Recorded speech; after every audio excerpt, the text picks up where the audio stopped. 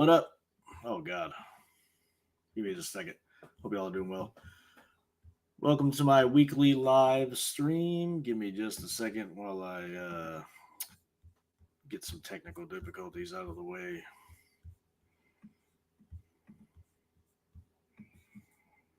Bam. There we go. I'm not not the best with the Mac sometimes. I've grown up with Windows, you know what I mean? So I'm learning the Mac, but I love it. Anyway, appreciate anybody for watching. Again, doing the weekly live stream live. Hope you all are having a wonderful day. So this week we're talking about forgiveness and why it's so important. I've hammered on this before, but this is a topic that there is no end to how important it is. And it's come up a lot lately. So back on it, it's a focal point of any healing journey is forgiveness. And it's really the most important part of any healing journey. And I'm going to get to why. I'm going to get to like how, I've talked about it in the past that it's, woven into every major religion in some way. I'm going to touch on a couple of the major religions that it comes in, mainly Buddhism and Christianity. I could do others, but honestly speaking, I didn't have time to get more. But again, based on stuff that I've read, based on different, texts that I've read, forgiveness is definitely a focal point in most religions. But anyway, so let's get started. I'm going to tell you about how forgiveness is important in my journey. Again, I started reading the book series, The Power of Your Subconscious Mind, I'd say back in 2018, and it was one of those books that lit a serious fire into me.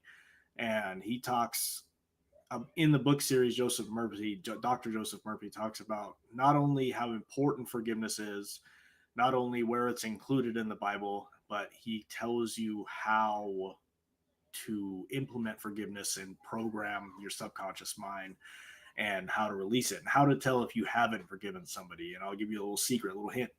So how to tell if you haven't forgiven somebody, how to tell if you haven't forgiven the feelings that are in there. So when you think about the situation, the person, the scenario, anything, that whatever it is that happened to you, right? When you think about it, if you sizzle when you think about it, get that little bit of a rise, you know what I'm talking about when you get sizzle, you maybe get angry, whatever you want to call it. But he refers to it as like a sizzle. When you get that means that those feelings have not been healed. And it's a common misconception that time heals anybody. Like, again, time doesn't heal you, just learn to live with the pain. And that's something that I actually learned in therapy, or I think it was a counseling session. And it's just one of those things that has stuck with me because I've never heard anybody say it like that. I've always thought, your whole life people have told you that time heals you, and come to find out that it really doesn't. And why do you think everybody is heavy addicted to freaking mental health meds? And you go, I've been to several different doctors. I've been to counseling. I've been to, therapy, and it's definitely helped me out a lot. But when you go to a lot of like doctors, for example, they just want to pump you full of drugs. They want to give you medication because their job is to get you right. And a lot of times all that ends up doing is just suppressing these feelings that, you need to deal with. In my experience, every time I would go back to the doctor, they would just tell them I'm sad. They're just going to up my dose. They're just going to be like, hey, let's put this guy on more meds. And before you know it, you become a freaking zombie. And you're no closer to getting to the bottom of what it is that, freaking is hurting you. Once I got to the, started to get to actual healing, started to get, let me move my mic a little closer.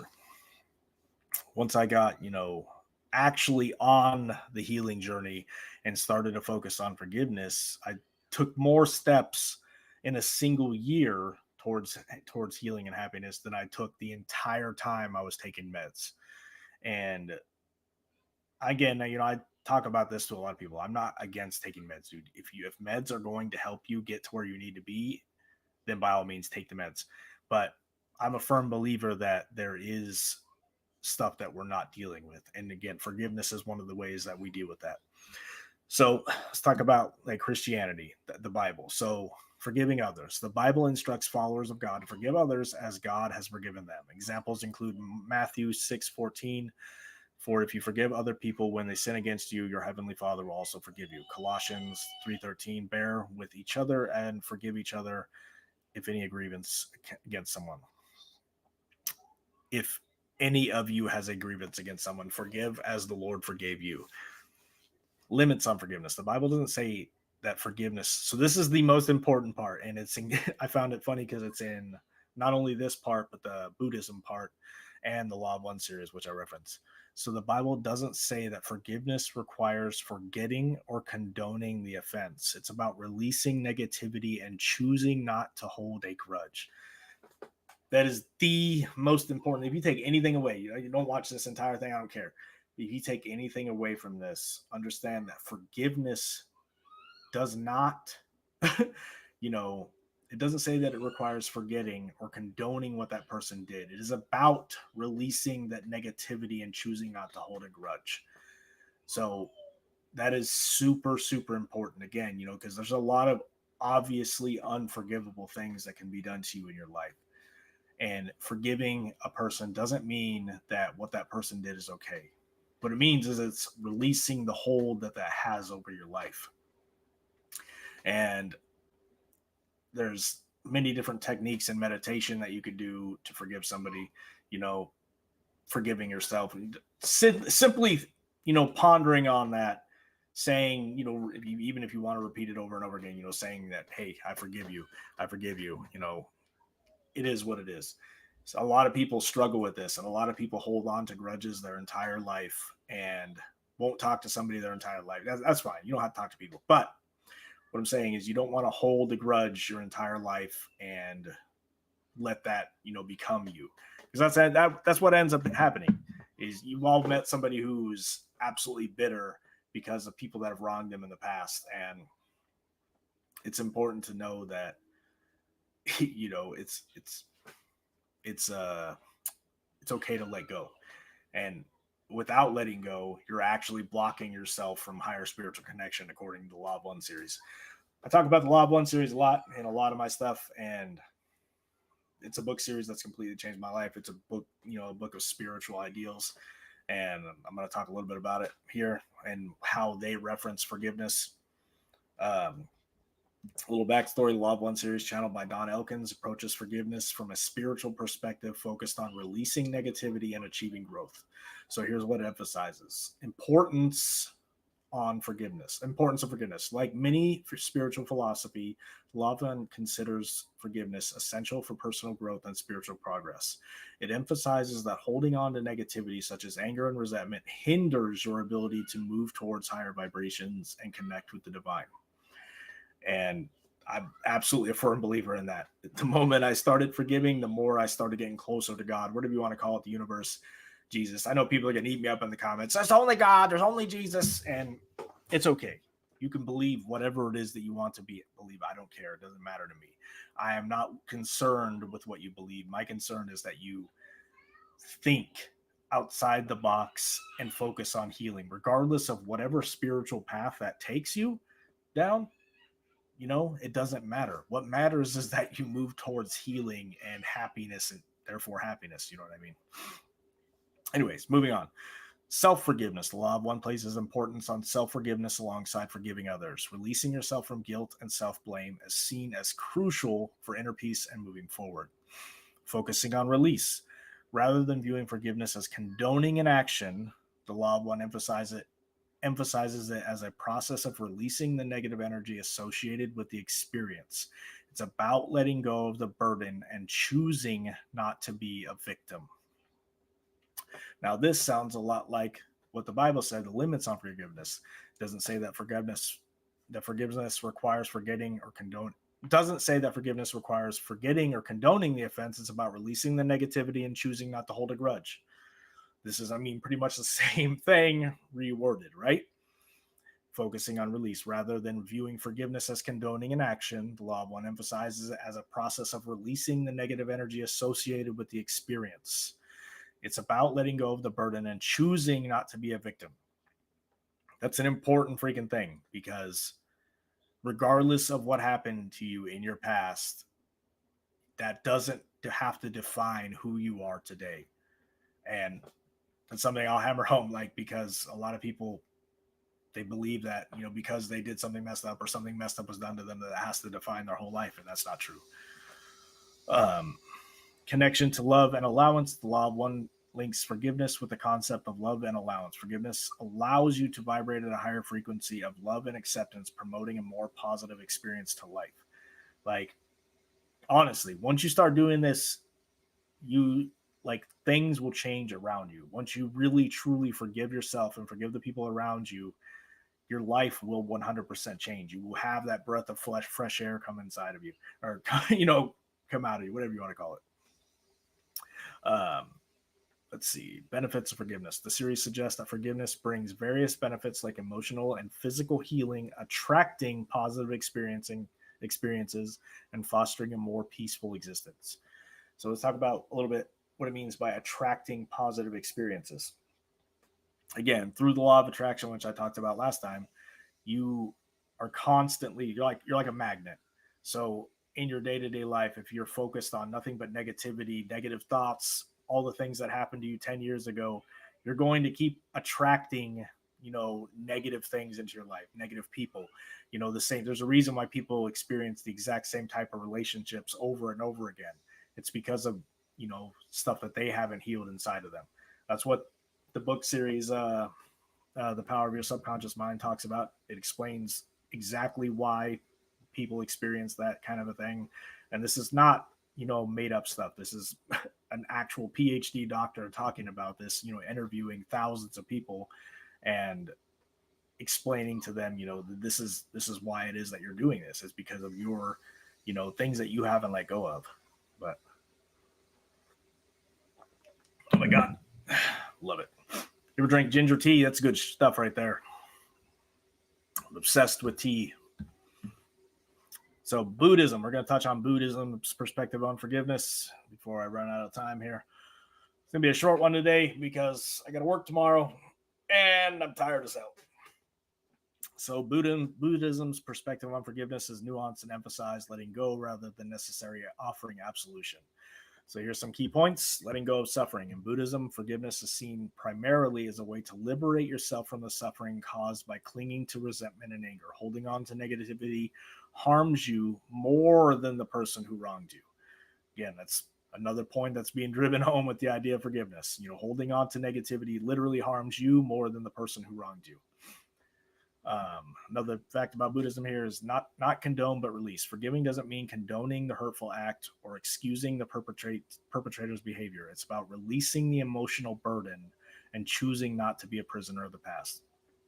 That's pretty much the same thing that it said in the Law of One series, pretty much the same thing that it said in Christianity, just in different ways. So again, forgiveness is literally written into most world religions in different ways. And that's because it literally blocks you from divine connection. It blocks you from making meaningful connections in your life. Blocks you from a lot of things. Mental training. So the act of forgiveness is viewed as a form of mental training. By cultivating compassion and understanding, you weaken the negativity's hold on you and promote inner peace. Nice. Unconditional versus conditional. There's some debate within Buddhism. Some interpretations see forgiveness as unconditional, a practice for your own well-being. Others suggest it can be conditional, where true forgiveness might arise after the perpetrator shows remorse. Interesting. Focus on the present. Buddhism emphasizes living in the present moment. Living in the present moment. Too much caffeine. Forgiveness allows you to let go of the past hurt and focus on creating a more positive present and future.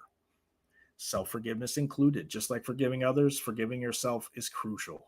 Buddhist teachings acknowledge that we all make mistakes and self-compassion is necessary for inner peace. I like it. Love it.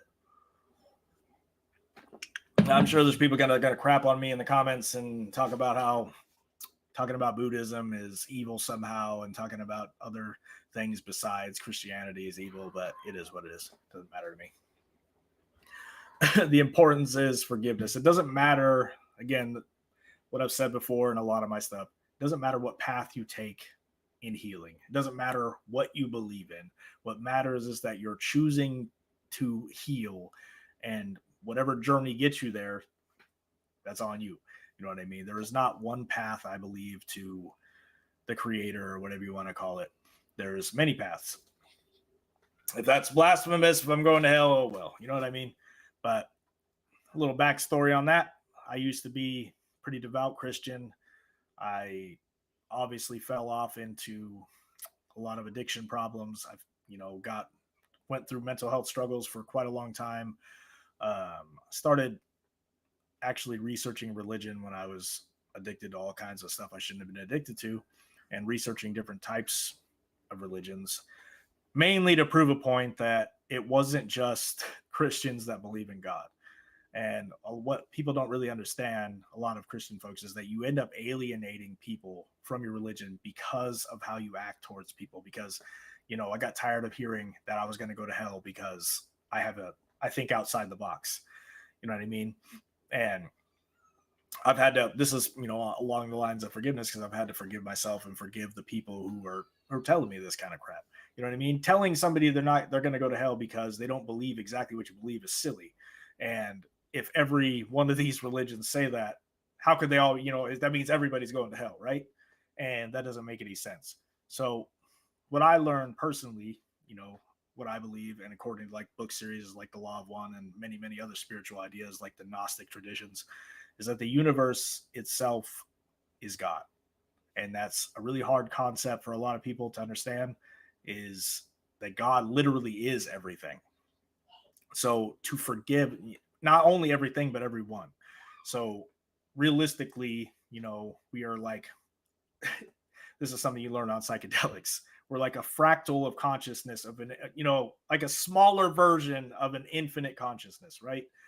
And so basically I'm interacting with myself here, regardless of how you want to look at it. So to forgive yourself is to forgive others, and to forgive others is to forgive yourself. I don't know if that made any sense, but hey, here I am trying. Tired.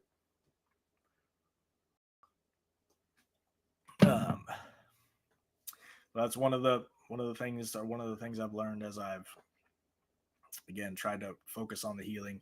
And this is a journey. It's always going to be like, it's always going to have bumps. There's always going to be things that happen. Obviously my life's not completely perfect, but talking to other people about healing and trying to help others is really why I'm doing any of this, is why I'm talking to anybody. And again, this is a good example of like how I feel on the healing journey, is because I used to never be out.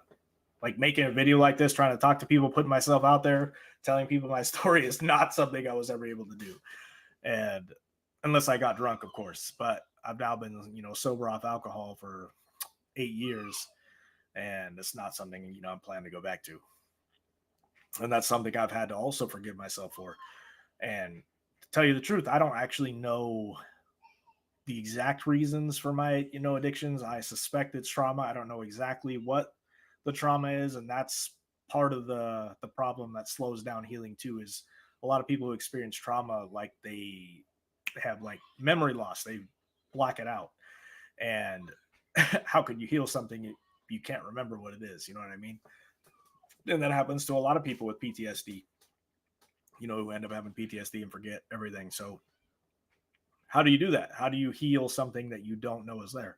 And that's not something I have an answer to. Like, all you can really do is keep trying and keep doing different things and keep focusing on healing. Don't ever give up. Don't ever, because things get difficult, don't ever give up and just sink back into old habits, because that's not going to help you. You know what I mean? Like, the only way through the suffering and through the pain is to face it. And sometimes you got to go to a dark place to do that. One of the things I've looked into or recommend, like, again, probably get a lot of hate for it, but it's becoming legalized in Washington here. I was actually just talking to somebody about this earlier, is mushrooms, like taking microdose.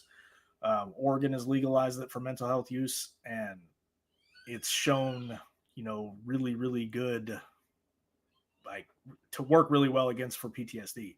So it's something I've been thinking about doing, but it's not like I haven't done it in the past. Anyway, that about concludes what I got on forgiveness here. Oh, geez.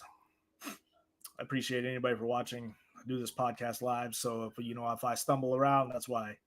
And I think that's the most raw and real way to do it. Just getting myself out there. Hope you all have a wonderful evening. Many blessings.